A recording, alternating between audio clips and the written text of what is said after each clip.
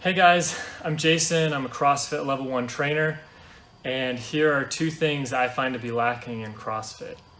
Now, I want to preface this by saying that by far, by leaps and bounds, CrossFit is the best training methodology I've ever come across. And when it comes to evidence-based fitness and fitness that is applicable to real life in a powerful and potent way, there's no beating CrossFit. However, there's two areas that I find to be very important that are also typically lacking in most CrossFit gyms. The first one I want to dive into is movements in the transverse plane.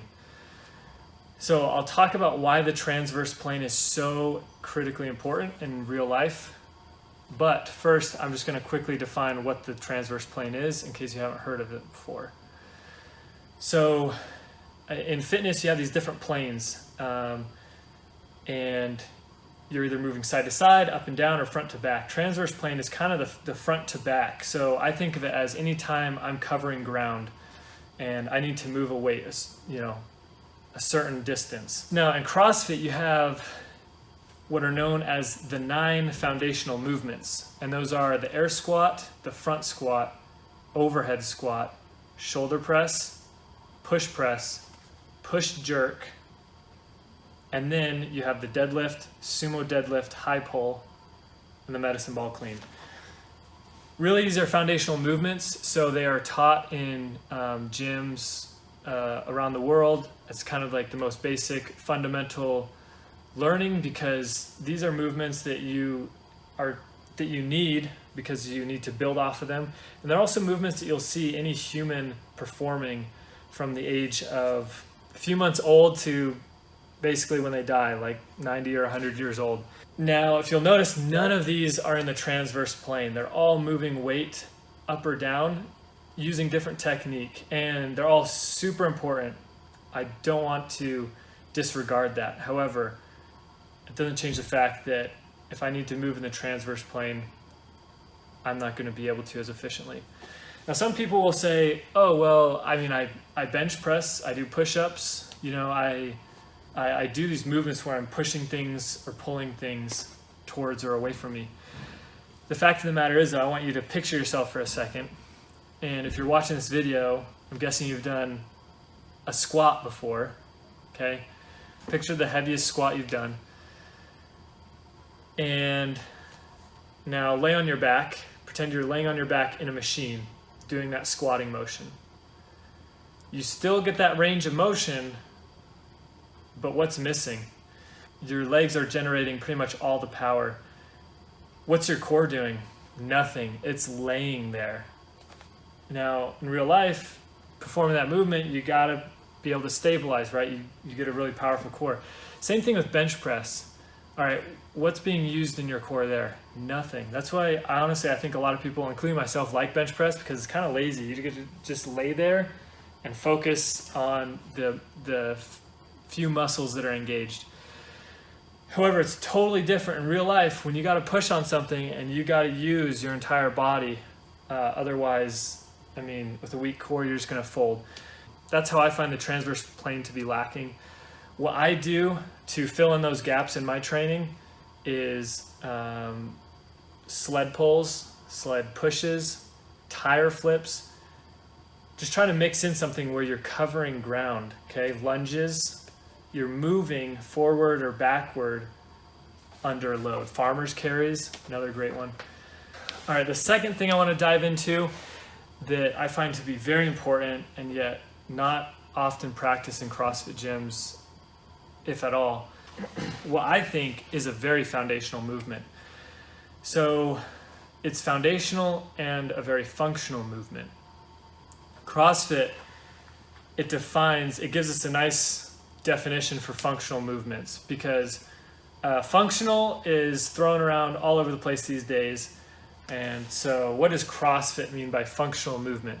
Well, they define functional movements as natural. So you're not only using it at the gym, okay? You can see it in everyday life. Functional movements are also essential. So these are movements that life demands, whether they're practiced in the gym or not, which makes them essential to developing independent living.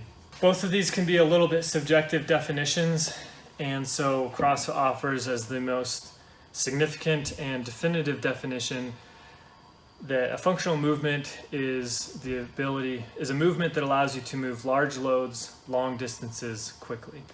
So essentially, the most efficient way to do something from point A to point B. So you think about these foundational movements, right? Squats, shoulder presses, cleans, deadlifts. These are movements that you'll see humans doing from the age of a few months old to basically the day they die, when they're 80, 100 years old. Running is no different. It is also the ability to move large loads over long distances quickly. Think about if you're trying to get something from point A to point B, and I'm not talking up or down, right? I'm not talking about picking something up.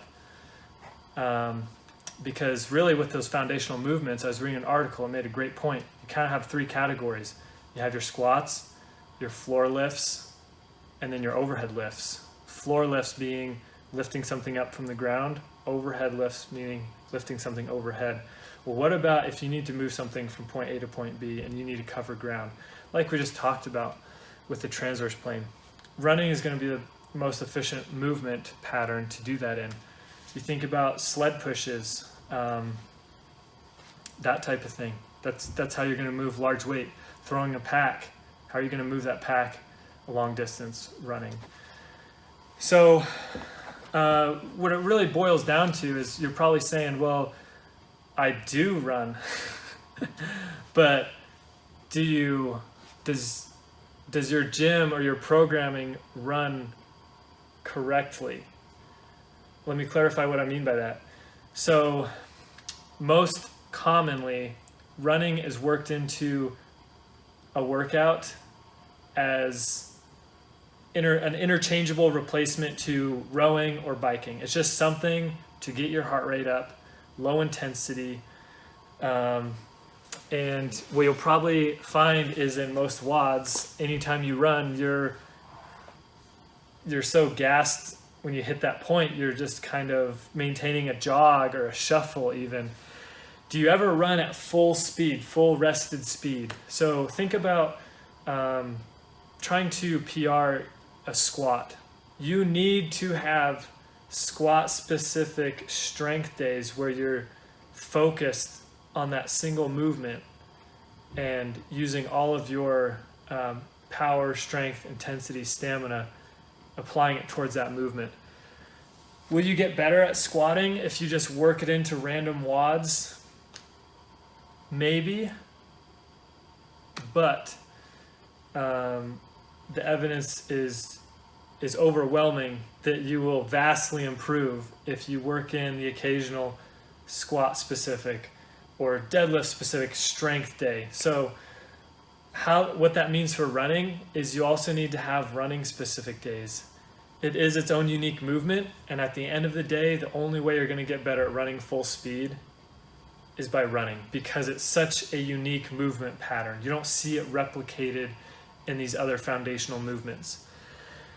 So an example of this would be going out and say, hey, I'm going to do 10 100-meter sprints and I'm going to rest 2 minutes in between, where the focus there is not to spike your heart rate, but it's to generally just get faster at running. So hopefully that came off in a clear way. Please let me know if it didn't. I am open to debate about this. These are my own ideas. Let me know if you feel like you have some evidence that suggests otherwise for anything I've brought up. I am genuinely interested in hearing it, because I'm genuinely interested in just improving and getting better and being more fit and just being more prepared for life. If you agree with or you appreciate the information that was shared, please like this video, because all that does is help more people see it. And that's the whole point of me putting this video out, is hopefully lots of people see it. So please do me that favor.